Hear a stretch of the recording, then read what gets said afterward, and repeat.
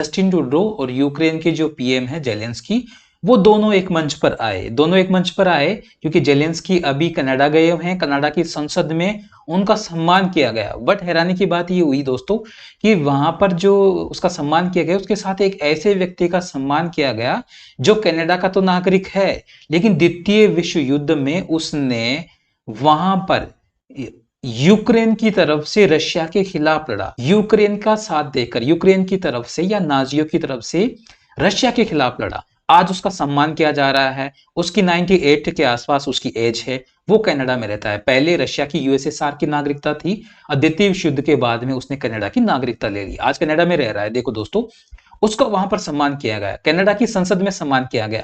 बड़ी हैरानी की बात है कि कनाडा किन लोगों का सम्मान करता है? यहां खालिस्तानियों के सम्मान करता है। खालिस्तानी जब मारे जाते तो उनके लिए आंसू बहाता है, भारत के खिलाफ विटनेस पेश प्रस्तुत करता है, कभी ऑडियो रिकॉर्डिंग की बात करता है, बार बार ऐसी बातें करता है। तो लगता है कि ट्रूडो है जो अपने देश के खिलाफ ही काम करने में लगे हुए हैं, या फिर कनाडा की छवि ऐसी बन गई कि कनाडा यही चाहता है कि हम भारत के खिलाफ हैं, या फिर जितने भी दुनिया के जो आतंकवादी हैं, बुरे लोग हैं, द्वितीय विश्व युद्ध तक के लोग हैं, वो हमारे देश में आकर रह सकते हैं और हम उनका सम्मान करेंगे। जेलेंस्की के कहने पर संसद में उनको बुलाया गया, उनका सम्मान किया गया। जैसे ही पूरी दुनिया में ये न्यूज फैली, पूरी दुनिया में इसकी थू थू होने लग गई कि ये कर क्या दिया, तुम लोग तो आतंकवादियों को तो पनाह दे रही हो। हालांकि भारत का उसमें फायदा है। भारत का क्या फायदा है इसकी बात करेंगे हम।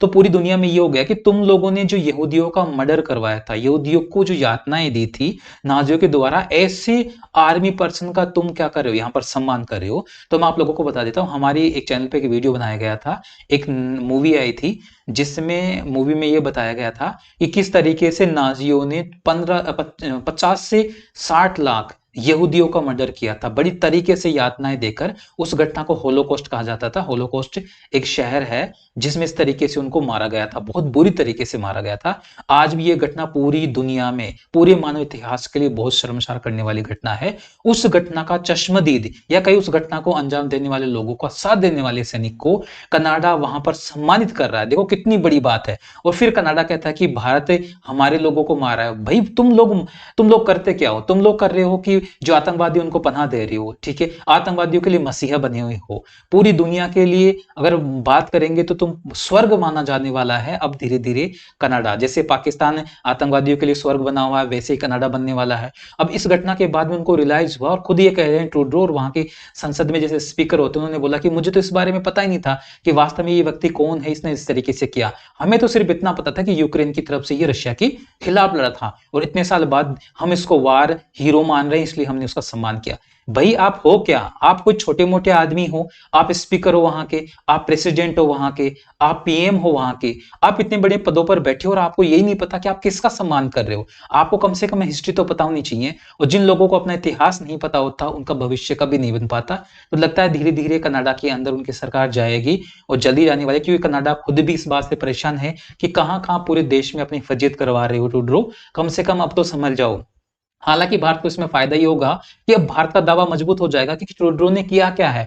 वो ऐसे लोगों का सम्मान कर रहे हैं जो आतंकवादी थे या द्वितीय विश्व युद्ध के अंदर अब कितनी बड़ी संख्या में लोगों को मारा गया था। अब इसके खिलाफ क्या होगा? देखिए, एक्शन निकल के आएगा, अभी एक्शन आने वाला है, और वो एक्शन निकल के आएगा इजराइल का, क्योंकि इजराइल एक यहूदी देश है, और पूरी दुनिया में अगर यहूदियों के खिलाफ कुछ भी बोला जाता है तो उसका रिएक्शन वहां से जरूर निकल के आता है, और वहां से जो रिएक्शन निकल के आएगा उसका नुकसान कहीं ना कहीं उस देश को होगा जो उसके खिलाफ बोलेगा। तो भारत को तो फायदा है, क्योंकि इसमें क्या होगा, इसमें अगर हम बात करेंगे तो इजराइल को भी काफी गुस्सा आएगा, रशिया को भी काफी गुस्सा आएगा, और इसके बीच में और उन देशों को भी गुस्सा आएगा जो कहीं ना कहीं जो यहूदियों की हत्या के खिलाफ काम किया था उनसे नफरत करते हैं। तो देखते हैं इस बारे में और क्या निकल के आएगा। अब क्या क्या गलतियां करने वाले हैं ट्रूडो। भारत का पक्ष मजबूत है, भारत ऐसे लोगों को जवाब देना जानता है बिल्कुल, और आगे भी जवाब देता रहेगा। इस मामले में और क्या अपडेट होती है, जल्दी आप लोगों के साथ बिल्कुल रूबरू होंगे। बनी रहे हमारे साथ में, चैनल को सब्सक्राइब जरूर करेंगे, और बिल्कुल लाइक और शेयर करेंगे, दोस्तों से जरूर शेयर करेंगे बिल्कुल। ठीक है दोस्तों, तो फिर से एक बार मिलते हैं नई वीडियो के साथ, तब तक के लिए सभी को थैंक यू।